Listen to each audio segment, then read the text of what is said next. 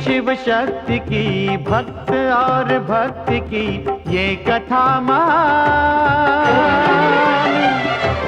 शिव महापुराण, शिव महापुराण, शिव महापुराण। ओम नमः शिवाय, नमः शिवाय, ओम नमः शिवाय, नमः शिवाय, नमः शिवाय, ओम नमः शिवाय, नमः शिवाय, नमः शिवाय।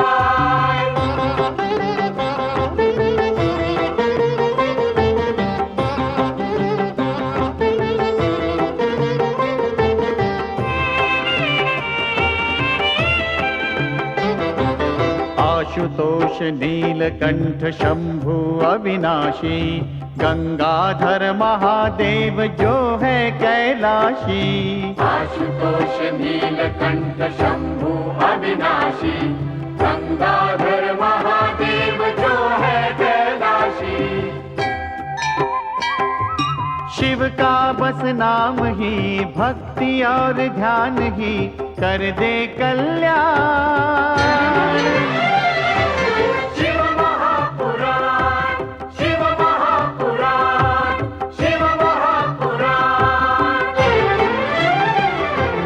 ओम नमः शिवाय, नमः शिवाय, नमः शिवाय, ओम नमः शिवाय, नमः शिवाय, नमः शिवाय, ओम नमः शिवाय, नमः शिवाय, नमः शिवाय। शिव महापुराण, शिव महापुराण, शिव महापुराण, शिव महापुराण, शिव महापुराण।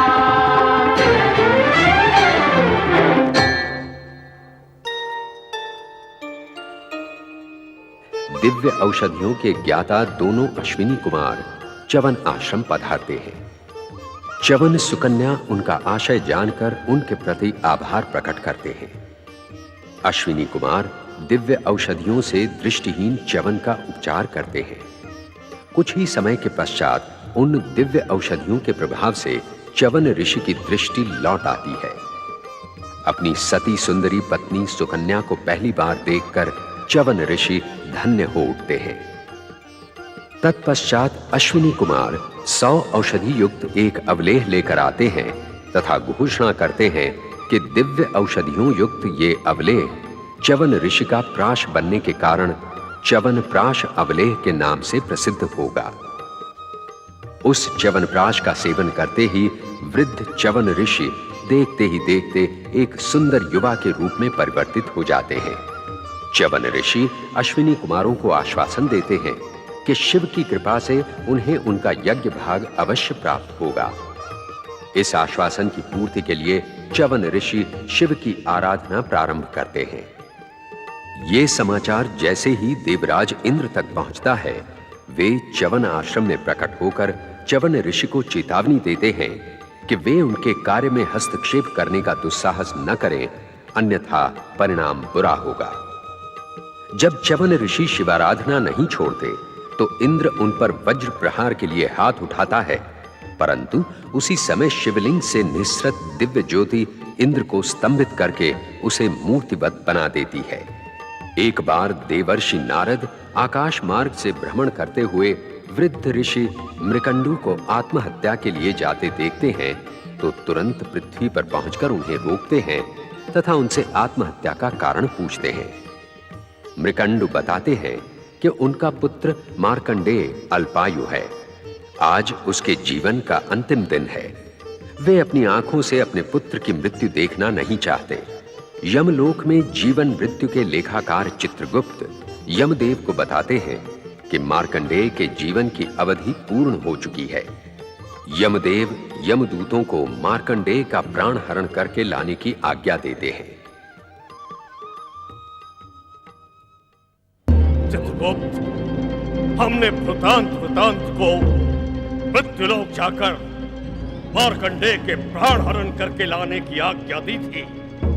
उसकी आयु समाप्त हो चली है, किंतु दोनों यमदूत उसके प्राण लेकर क्यों नहीं आए अब तक? मैं स्वयं चकित हूं यमदेव, यह अनर्थ कैसे हुआ? मृकंडू के पुत्र मार्कंडेय की आयु पूर्ण हो चुकी है, परंतु हमारे दूत अभी तक उसके प्राण हरण करके नहीं लाए। इन यमदूतों ने यमलोक के नियमों की अवहेलना क्यों की? अक्षम है उनका ये अपराध। यमदूतों, आज्ञा यमदेव। अपराध क्षमा हो यमदेव। दूत ठीक समय पर मार्कंडेय के प्राण हरण के लिए निकल चुके हैं। यमदूतों में इतना साहस नहीं है कि वो आपकी आज्ञा की अवहेलना कर सके। हम नहीं जानते कि वो अब तक क्यों नहीं लौटे। महाराज, संसार में ऐसी कोई शक्ति नहीं जो हमारे दूतों के कार्य में बाधा डाल सके। अवश्य उन दूतों ने किसी कारणवश अपने कर्तव्य की उपेक्षा की है। नहीं चित्रगुप्त, नहीं, ऐसा आज तक नहीं हुआ, कभी नहीं हुआ। यमलोक और यम देवता की ऐसी अवहेलना आज तक नहीं हुई। यदि निर्धारित क्षण में प्राणी की मृत्यु नहीं हुई तो सारे संसार में अव्यवस्था फैल जाएगी और उसके उत्तरदायी केवल हम होंगे चित्रगुप्त, केवल हम। आप सत्य कह रहे हैं यमदेव। यमलोक के नियमों के विपरीत अव्यवस्था तो प्रारंभ हो चुकी है। यमदूतों द्वारा मार्कंडेय के प्राण समय पर हरण न करने के कारण अन्य नृत्यार्थियों के प्राण हरण में विलंब हो रहा है। नहीं चित्रगुप्त, नहीं। अपने आप को इतना विवश हमने पहले कभी नहीं पाया। अपने कार्य के प्रति इन यमदूतों की ऐसी उदासीनता इनका अक्षम अपराध है। हमारा क्षोभ प्रतिक्षण बढ़ता ही जा रहा है। दृष्टता के लिए क्षमा चाहता हूं यमदेव। विधि के विधान को ध्यान में रखते हुए मार्कंडेय के प्राण हरण करने के लिए आपको स्वयं जाना होगा यमदेव। ऐसा लगता है हमारे यमदूतों के कार्य में कोई बहुत बड़ी बाधा उपस्थित हो गई है। यदि हम बाधाओं से भयभीत होने लगे तो फिर यम से कोई भयभीत नहीं होगा चित्रगुप्त। प्राणी मृत्यु भय से मुक्त होकर मनमानी करने लगेंगे। सारे संसार में अव्यवस्था फैल जाएगी। नहीं, मार्कंडेय के प्राण हरण करने हम स्वयं जा रहे हैं। मृत्युंजय महादेवाय नमः। अभयंकर शिव शंकराय नमः। मृत्युंजय महादेवाय नमः। अभयंकर आश्चर्य, शिव शंकराय। घोर आश्चर्य। मृत्यु का समय बीत जाने के बाद भी मार्कंडेय अभी तक जीवित है।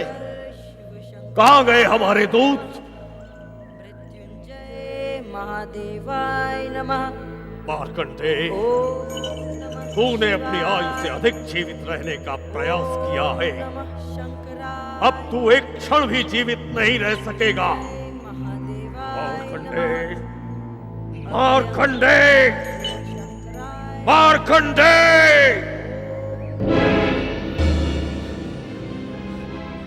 मृत्यु के विधान में बाधा डालने वाले मार्कंडेय, हमारा यमपाश अचूक है। इससे तेरी मृत्यु निश्चित है। हमारे यमपाश से आज तक कोई प्राणी बच नहीं पाया। भला तू कैसे बच पाएगा? तुझे हमारे साथ यमलोक चलना ही पड़ेगा। भोलेनाथ, रक्षा करो भोलेनाथ। भोलेनाथ, भोलेनाथ, भोलेनाथ।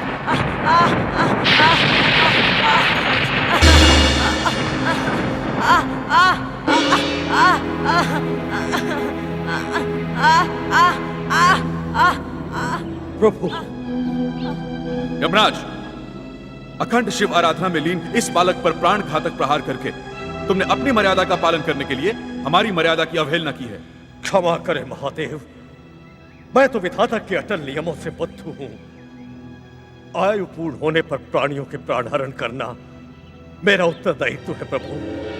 मैं तो अपने कर्तव्य का पालन कर रहा हूं। परंतु तुम ये क्यों भूल गए यमराज कि शिव भक्ति में लीन प्रत्येक शिव भक्त की रक्षा करना मेरा कर्तव्य है। प्रभु शिव शंकर, मैं आपसे क्षमा मांगता हूं महादेव, परंतु कृपया मेरी विवशता पर ध्यान दें। मुझे अपना उत्तरदायित्व पूरा करने दे भगवान। यमराज, स्वामी, प्रभु,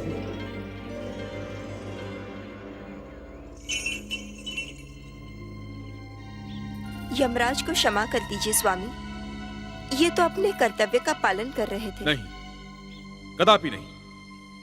इन्होंने अपने कर्तव्य का पालन करने के लिए मेरी अवहेलना की है। भला मैं ऐसी धृष्टता किस प्रकार कर सकता हूं माते? महादेव की शक्ति से तीनों लोकों में कोई अपरिचित नहीं। मुझे तो केवल विधि के विधान का पालन करना है।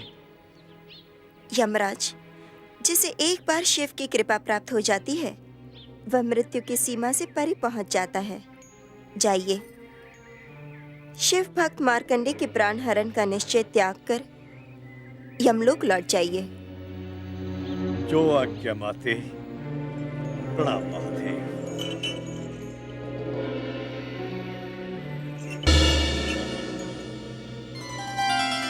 वत्स मार्कंडे, तुमने अपनी अखंड शिव भक्ति से विधि के विधान को बदल दिया है। अब तुम मृत्यु भय से मुक्त हो। माते, मार्कंडे, तुमने अपनी निष्ठा से शिव भक्ति का एक नया उदाहरण प्रस्तुत किया है। हम तुम्हें कल्पांत तक अमरता का वरदान देते हैं।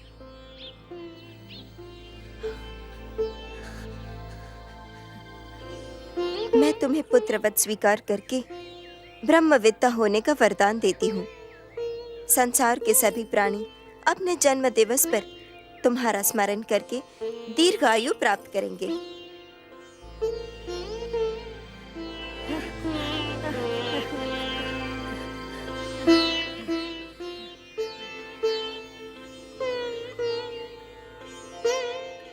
वत्स मार्कंडेय, हमारी कृपा से तुम पुराणों के आचार्य होकर एक पुराण की रचना भी करोगे जिसमें शक्ति के अवतारों का अपूर्व वर्णन होगा।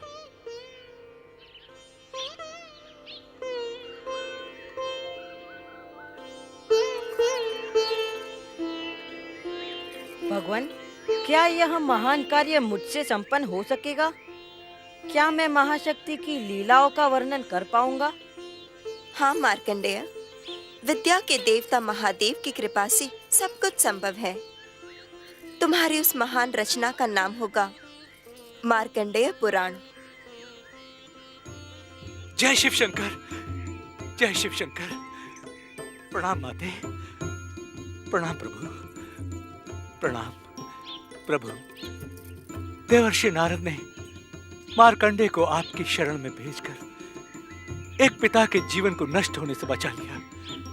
आपने मार्कंडेय पर कृपा की, उसे चिरंजीवी बना दिया। मेरा जीवन सार्थक हो गया। देवर्षि नारद का ये उपकार हम कदापि नहीं भूल सकते प्रभु। नारायण नारायण। मैं तो प्रभु का एक साधारण सा सेवक हूं। अपनी आस्था पर अटल विश्वास रखता हूं। करुणा निधान भोले शंकर हमारी प्रार्थना स्वीकार कर लेते हैं। चिरंजीव मार्कंडेय, कीर्तिमान भाव, अपने पुराण में माता शक्ति की लीलाओं का ऐसा वर्णन करना जिसके श्रवण मात्र से शिव भक्त तथा देवी आराधक समस्त भयों से मुक्त हो जाए, उन्हें इस लोक की तथा परलोक की सिद्धि सहज ही प्राप्त हो जाए। यह सब कुछ महादेव तथा महादेवी की अनुकंपा से ही होगा। हर हर महादेव। जय शिव शंकर। जय माता पार्वती। शिवपुत्र कार्तिकेय की जय। माता लोपामुद्रा तथा आप सभी महानुभावों को मेरा अभिवादन। मंत्र दृष्टा अगस्त धर्म पत्नी माता लोपामुद्रा की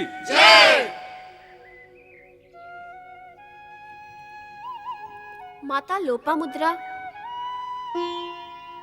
ये सभी धर्म जिज्ञासु आपसे धर्म के विषय में 2 शब्द सुनने के लिए उत्सुक हैं। वत्स कार्तिकेय, ये सब यहाँ पे तुम्हारी मधुर और लोकप्रिय वाणी सुनने के लिए एकत्र हुए हैं। मैं तो अगस्त्य आश्रम से यहाँ तुम्हारा अभिवादन करने के लिए आई हूँ। ये आपकी ही कृपा है माता। अगस्त ऋषि आग्रह पूर्वक बालपन में मुझे यहाँ ले आए। आपने मेरा लालन पालन करके मुझे आज इस योग्य बनाया कि दक्षिणावर्त के इन सरल और जिज्ञासु नर नारियों के मन में अपना स्थान बना सकूं। ये सब आपकी कृपा का परिणाम है माते। आप मेरे लिए माता पार्वती के ही समान पूजनीय हैं। बोलो माता लोपामुद्रा की जय। बोलो माता लोपामुद्रा की जय। आप सबने धर्म के विषय में जिज्ञासा व्यक्त की है, उसी के विषय में मैं 2 शब्द कहूंगा। प्राणी मात्र के विकास तथा कल्याण में सहायक होने वाला हमारा व्यवहार, हमारा आचरण तथा हमारा हर कर्म ही धर्म है। जैसे वायु तथा जल के बिना प्राणी जीवित नहीं रह सकते, वैसे ही धर्म के बिना देश और समाज जीवित नहीं रह सकते। महानुभावों, धर्म एक अविरोधी शक्ति है। वो जोड़ने वाली शक्ति है, तोड़ने वाली नहीं। धन्य हो कार्तिकेय, तुम धन्य हो। धर्म की स्पष्ट और सरल व्याख्या प्रस्तुत करके तुमने धर्म के विषय में होने वाली सारी उलझनों को दूर कर दिया है। कुमार, धर्म तथा अधर्म की व्याख्या को यदि आप प्रमाण सहित और स्पष्ट करेंगे तो हम पर उपकार होगा। वेद द्वारा अनुमोदित कर्म धर्म कहलाता है तथा वेद विरुद्ध आचरण अधर्म। कहीं ये वेद के प्रति विशेष पक्षपात का द्योतक तो नहीं? आप सब तो ज्ञानी संत हैं। आप जानते हैं कि वेद का अर्थ है सनातन शाश्वत ज्ञान। वह सार्वभौम्य सत्य का ज्ञान प्रदान करता है तथा उसका प्रतिपादन करता है। वेद किसी देश विशेष, संप्रदाय, जाति या वर्ग तक सीमित नहीं है। इसीलिए वेद को प्राणी मात्र के लिए उपयोगी तथा धर्म का आधार बताया गया है। बेटी, क्या तुम कुछ पूछना चाहती हो? परम पूज्य जननी, हमने देखा है कि वेद पढ़ने का अधिकार तो केवल ऊंची जाति के पुरुषों का ही है। अन्य पुरुष तथा स्त्रियां वेद पढ़ ही नहीं सकते। इतना ही नहीं, वे तो उनकी छाया तक को नहीं छू सकते। हाँ, ये सत्य है। परंपरा कहती है वेद पठन पर केवल उच्च वर्ग के पुरुषों का ही अधिकार है। निम्न वर्ग के लोग तथा स्त्रियां वेद पढ़ ही नहीं सकते। पंडित महाराज, आपकी ये बात अनुचित ही नहीं, असत्य भी है। स्वयं माता लोपामुद्रा ने इस बात का उदाहरण प्रस्तुत किया है कि स्त्रियां यदि चाहें तो वो भी वेद विद्या की अधिकारिणी तथा मंत्र दृष्टा बन सकती हैं। कार्तिकेय सत्य कह रहे हैं। मैंने अगस्त्य ऋषि की आज्ञा से वेद मंत्रों में प्रवीणता प्राप्त की है और स्त्रियों को वेद ज्ञान देने का संकल्प किया है। बहन, तुम निर्भय होकर स्त्रियों में ये प्रचार करो कि माता लोपामुद्रा के समान सभी स्त्रियां वेद ज्ञान की अधिकारिणी हैं। आदर्श माता बनने के लिए उन्हें इस अधिकार का उपयोग करना चाहिए। धन्य हो कार्तिकेय, तुम सचमुच धन्य हो। कुमार कार्तिकेय की जय। भैया कार्तिकेय, भैया तुम कहाँ हो? कार्तिकेय भैया, भैया तुम कहाँ हो? भैया कार्तिकेय, भैया तुम कहाँ हो? कार्तिकेय,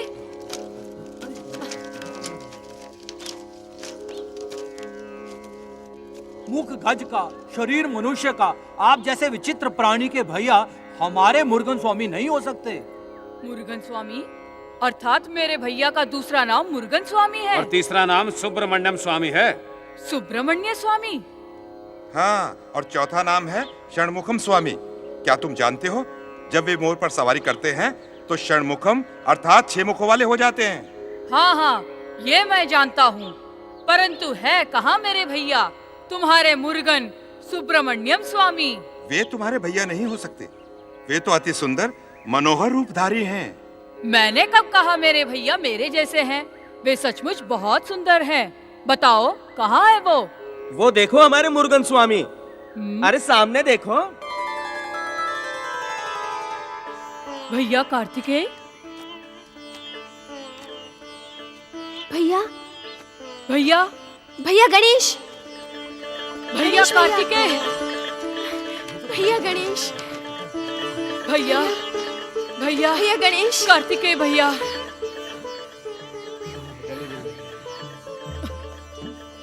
पार्वती नंदन श्री गणेश की जय हो। भैया मेरी जय जयकार करके आप मुझे लज्जित कर रहे हैं।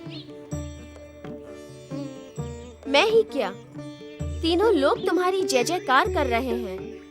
पूज्य पिता महादेव तथा माता पार्वती के आशीर्वाद से तुम अग्र पूजा के अधिकारी हो गणेश। अपने इस तुच्छ भाई को आपने देखते ही पहचान लिया। मैं कितना भाग्यशाली हूँ भैया। मंगल मूर्ति विनायक, जो तुम्हारे इस प्रणव रूप को देखकर नहीं पहचान पाया वो अभागा है। आओ भैया।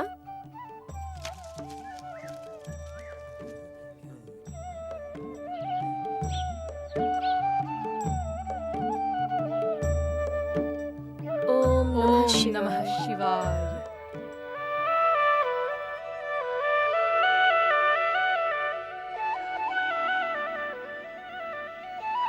हर हर महादेव। भैया प्राचीन शिवलिंग है, इसकी स्थापना कब हुई होगी? इसका मुझे कुछ अनुमान नहीं है, किंतु दक्षिणावर्त में बहुत प्राचीन काल से शिव पूजा होती रही है। समय के प्रभाव से लोग इसे भूल गए हैं। क्या आपके आगमन से पुनः शिव पूजा की परंपरा आरंभ हुई? नहीं, मुनिवर अगस्त ने मेरे आने से पूर्व शिव पूजा की परंपरा आरंभ कर दी थी। बड़े महान योगी हैं मुनिवर अगस्त। भैया क्या वही आपको दक्षिणावर्त लेकर आए हैं? हाँ, वे महान योगी ही नहीं, जनता जनार्दन के निस्वार्थ सेवक तथा परमार्थी हैं। कार्तिकेय भैया, आप भी तो उन्हीं के मार्ग पर चल रहे हैं। माता पार्वती द्वारा आपके पराक्रम तथा देवताओं के उद्धार की कथा सुनकर आपके दर्शनों की तीव्र इच्छा जागृत हुई, इसीलिए मैं यहाँ चला आया। तुम्हारे आने से मुझे बड़ा आनंद हुआ है गणेश। आनंद मुझे भी बहुत हुआ है। मेरे आनंद का उस समय कोई और छोर नहीं होगा भैया, जब मेरा उद्देश्य पूर्ण हो जाएगा। उद्देश्य? कैसा उद्देश्य गजानन? मैं आपको कैलाश ले जाने के लिए आया हूँ भैया।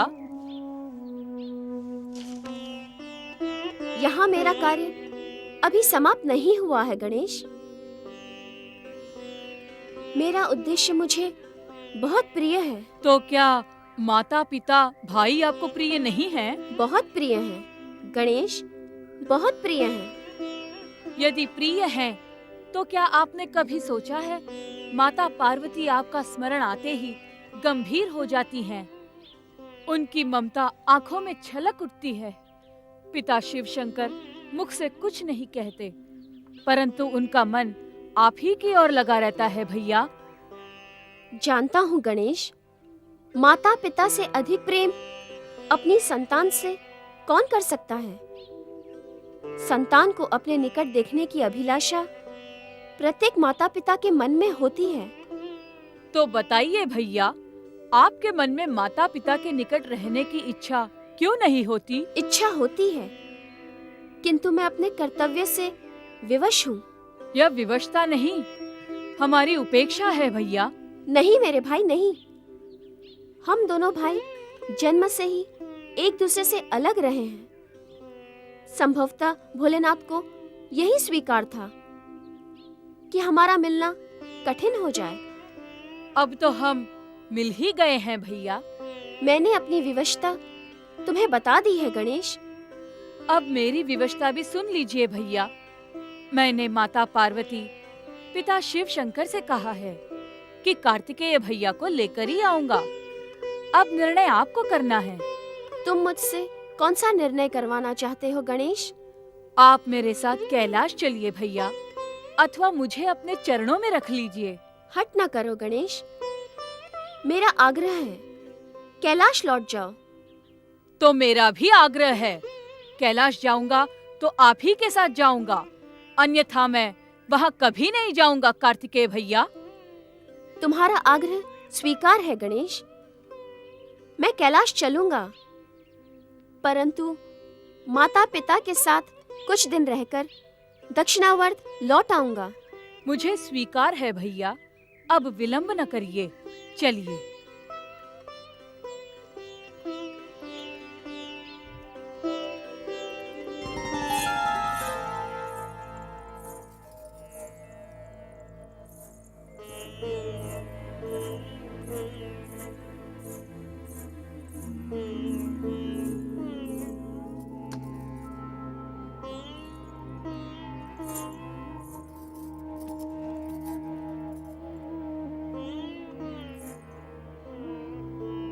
आओ देवी।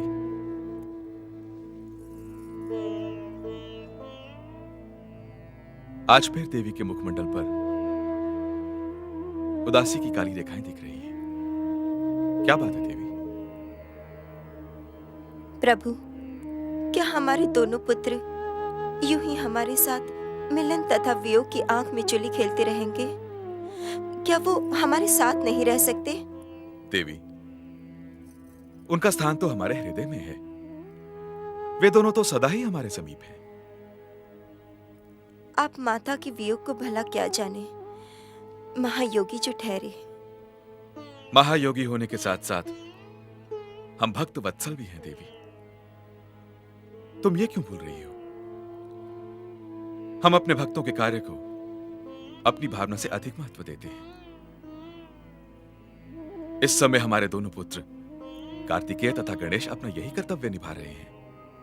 शिव नंदन कार्तिकेय की जय, गौरी नंदन गणेश की जय।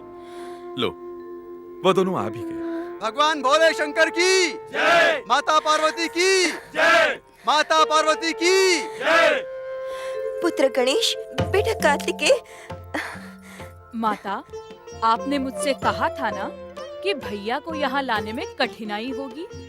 अरे भैया जैसा सीधा सरल स्वभाव, माता पिता का भक्त तथा भातृ प्रेमी इस संसार में कोई है ही नहीं। और गणेश जैसा चतुर भी तो इस संसार में कोई नहीं है, क्यों कार्तिकेय? सत्य कह रही हो माता। गणेश भैया के जन्म की चमत्कारी तथा मन भावन कथा सुनने के पश्चात मैं भैया से मिलने के लिए उत्सुक था। इन्होंने तो आते ही मेरा हृदय जीत लिया। भातृ प्रेम की ऐसी मधुर धारा बरसाई की। बस बस कार्तिकेय भैया, प्रशंसा करने के लिए हमारे भक्तों की कमी नहीं है। मुझे तो केवल तुम्हारा स्नेह चाहिए, स्नेह। मेरा अनुरोध स्वीकार करके तुम यहाँ चले आए, यही बड़ा उपकार है मुझ पर।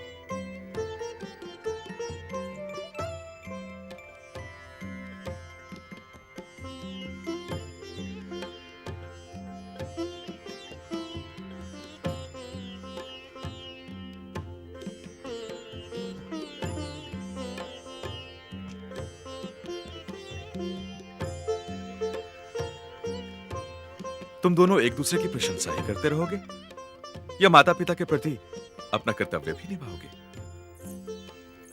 कैसा कर्तव्य? अपने माता पिता के साथ रहने का, उन्हें भरपूर पुत्र सुख प्रदान करने का। यही कर्तव्य निभाने के लिए ही तो मैं कार्तिकेय भैया को यहाँ लेकर आया हूँ माता। तुम दोनों को एक साथ देखकर केवल कैलाश निवासी ही नहीं, कैलाश का कण कण प्रफुल्लित हो उठा है। अब कमी है तो केवल देवी, कहो तो कह दूं। मैं कुछ समझी नहीं प्रभु। तुम कैसे समझोगी देवी?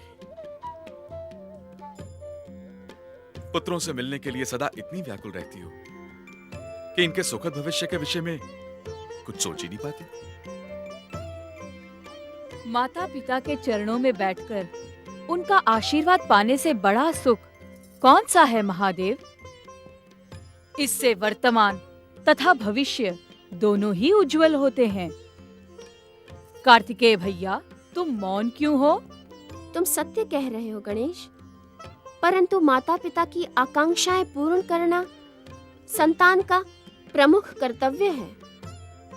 हमें पहले ये जान लेना चाहिए कि महादेव की इच्छा क्या है। गणेश, कार्तिकेय, अब तुम दोनों बड़े हो गए हो। अब तुम्हें संसार के सम्मुख श्रेष्ठ गृहस्थों का आदर्श प्रस्तुत करना होगा। अर्थात हम दोनों को विवाह के बारे में सोचना चाहिए। पिताश्री, यह कर्तव्य माता पिता का है, पुत्रों का नहीं। गणेश का कथन सत्य है स्वामी। पुत्रों के विवाह की चिंता माता पिता को होनी चाहिए। जब दोनों की वधुएं आ जाएंगी तो इन्हें विवश होकर हमारे साथ ही रहना होगा। इस प्रकार तुम्हारा पुत्र वियोग सदा सदा के लिए समाप्त हो जाएगा। तुम यही कहना चाहती हो ना देवी? कार्तिकेय भैया, तुम्हारा क्या विचार है? माता पिता की आज्ञा के सम्मुख हमारे विचारों का कोई महत्व नहीं है। गणेश भैया, जो ये चाहेंगे वही हम करेंगे। अच्छा, छोड़ो इस विवाद को। पुत्र गणेश, तुम्हारी माता चाहती है कि अब तुम दोनों सदा सदा के लिए हमारे साथ ही रहो, परंतु उससे पूर्व तुम दोनों को अपनी अपनी श्रेष्ठता सिद्ध करनी होगी। कैसी श्रेष्ठता? कार्तिकेय भैया हर दृष्टि से मुझसे श्रेष्ठ हैं।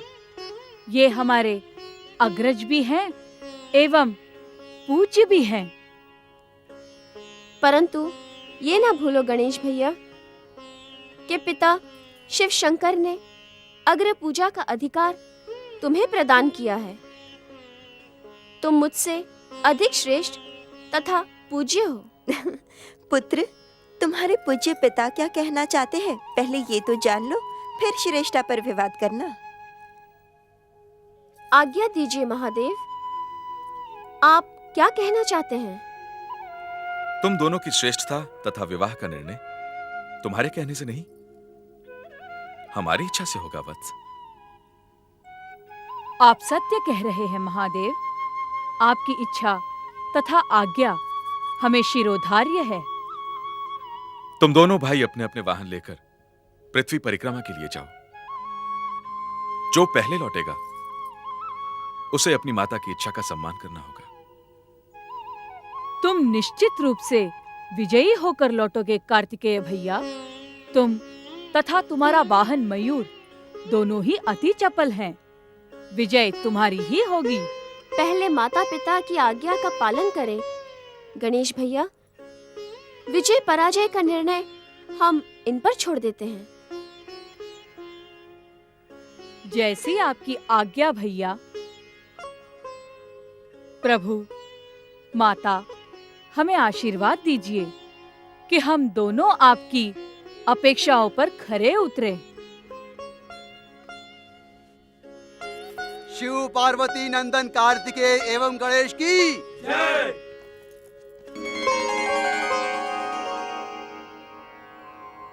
देवी पार्वती, अब तो तुम प्रसन्न हो ना? अब तुम्हारे दोनों पुत्र सदा तुम्हारे समीप रहेंगे। हाँ स्वामी। पूज्यवर, मातेश्वरी, आपके आदेश को अपना सौभाग्य मानकर पृथ्वी परिक्रमा के लिए प्रस्थान कर रहा हूँ। आशीर्वाद दीजिए, मेरा मनोरथ पूर्ण हो।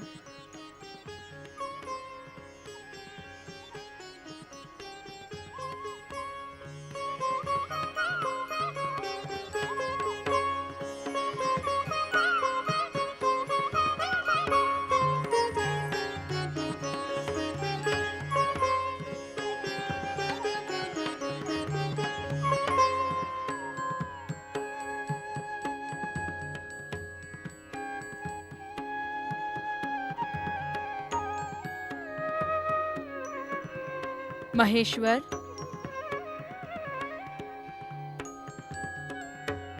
परमेश्वर,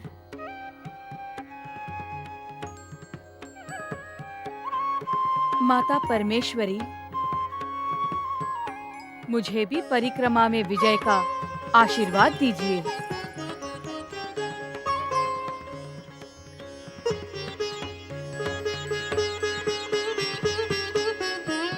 तुम्हारी मनोकामना पूर्ण हो वत्स।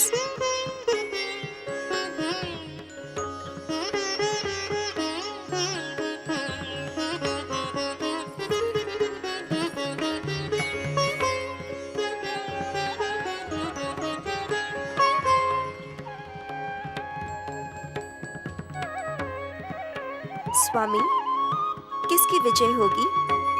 कार्तिकेय या गणेश की? देवी धैर्य पूर्वक प्रतीक्षा करें। प्रणाम महादेव। प्रणाम माता भगवती।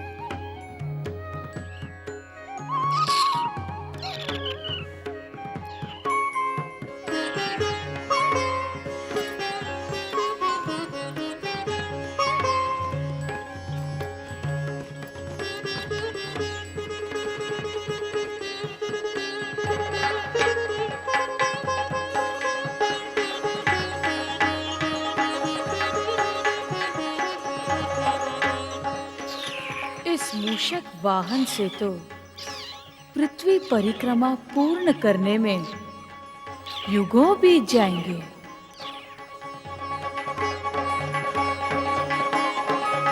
कोई अन्य उपाय करना होगा। सोचते हैं। देवी पार्वती, क्या ये उचित हुआ? आप किसकी बात कर रहे हैं स्वामी? मैं गणेश तथा कार्तिकेय की बात कर रहा हूं, जिनके विषय में तुम सोच रही हो। क्या दोनों भ्राताओं को पृथ्वी परिक्रमा की प्रतिस्पर्धा में भेजकर हमने उचित किया? उचित या अनुचित ये तो आप ही जाने, परंतु इस समय मुझे गणेश की चिंता हो रही है। वो कार्तिकेय से पिछड़ जाएगा। पिछड़ गया तो इसमें बुराई ही क्या है? हमारा एक पुत्र तो विजयी होगा। इससे माता पिता को समान रूप से प्रसन्नता होगी। किंतु गणेश का क्या होगा स्वामी? पहले कार्तिकेय का तथा उसके पश्चात गणेश का भी विवाह कर देंगे। हमारे सर्वगुण संपन्न पुत्रों के लिए भला कन्याओं की क्या कमी हो सकती है? मैं भी यही चाहती थी स्वामी, परंतु आपने उन दोनों को होड़ में लगा दिया। पता नहीं आपकी इस लीला के पीछे क्या रहस्य होगा। मैंने होड़ में लगा दिया था या तुमने? तुम्ही को अपने दोनों पुत्रों के शीघ्रातिशीघ्र विवाह की उत्सुकता थी देवी। मुझ पर व्यर्थ दोषारोपण ना कीजिए स्वामी। प्रणाम प्रभु। प्रणाम माता। प्रभु, प्रजापति विश्वरूप अपनी दो कन्याओं सिद्धि तथा बुद्धि के साथ कैलाश पधारे हैं। वे आपके दर्शन की आज्ञा चाहते हैं प्रभु। देखा देवी, अब तुम्हारी कामना पूर्ण होने जा रही है। कन्याओं के पिता स्वयं दो कन्याओं को साथ लेकर तुम्हारी सेवा में उपस्थित हो गए हैं। अब अपने दोनों पुत्रों के लौटने पर शीघ्र ही उनका विवाह कर देना। नंदीश्वर, जाओ, उन्हें सम्मान पूर्वक यहां ले आओ। जो आज्ञा प्रभु।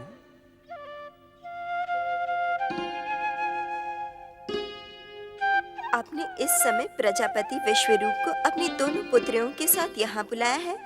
क्या ये आपकी लीला नहीं है? तुम विवाह योग्य कन्याओं के पिता की चिंता संभवतः नहीं समझती देवी, अन्यथा मुझसे ऐसा प्रश्न कदापि नहीं करती।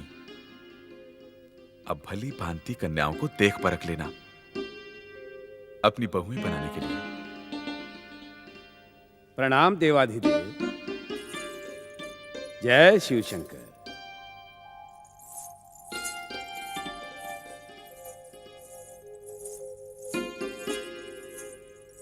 प्रणाम देवाधिदेव। प्रणाम देवी पार्वती। महेश्वर, महेश्वरी, हमारी वंदना स्वीकार करें। आपके दर्शन पाकर हम कृतार्थ हुए। भगवान, भगवती, आप सबकी मनोकामना पूर्ण हो। सदा सुखी रहो।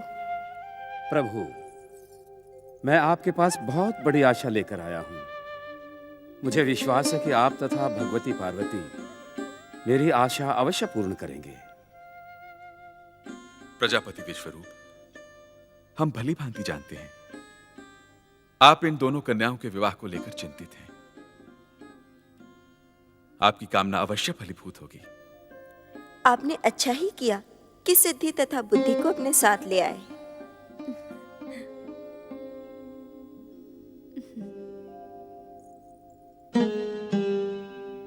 मुझे पूर्ण विश्वास था आप इन दोनों को अपने पुत्र वधुओं के रूप में अवश्य स्वीकार करेंगे। धैर्य धारण कीजिए प्रजापति, इतनी शीघ्रता से निर्णय ना लीजिए। मेरी ये दोनों पुत्रियां आपकी पुत्र वधुएं बनने के अति योग्य हैं शिवशंकर।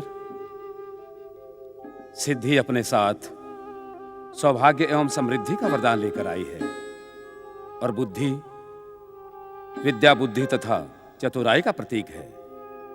दोनों जहां रहेंगी वहां नंदनवन बन जाएगा। हमारा कैलाश किसी नंदनवन से कम नहीं है प्रजापति विश्वरूप।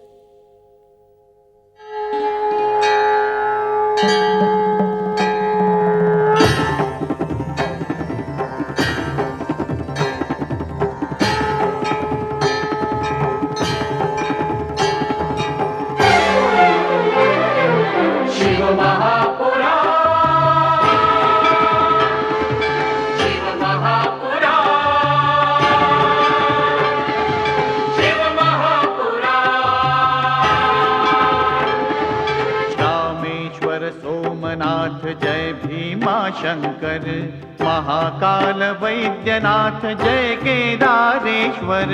रामेश्वर सोमनाथ जय भीमा शंकर, महाकाल वैद्यनाथ जय केदारेश्वर। नाथों के नाथ की, भोले विश्वनाथ की महिमा का गान। शिव महापुराण, शिव महापुराण, शिव महापुराण। ओम नमः शिवाय, नमः शिवाय, ओम नमः शिवाय, नमः शिवाय, ओम नमः शिवाय, नमः शिवाय, नमः शिवाय। शिव महापुराण।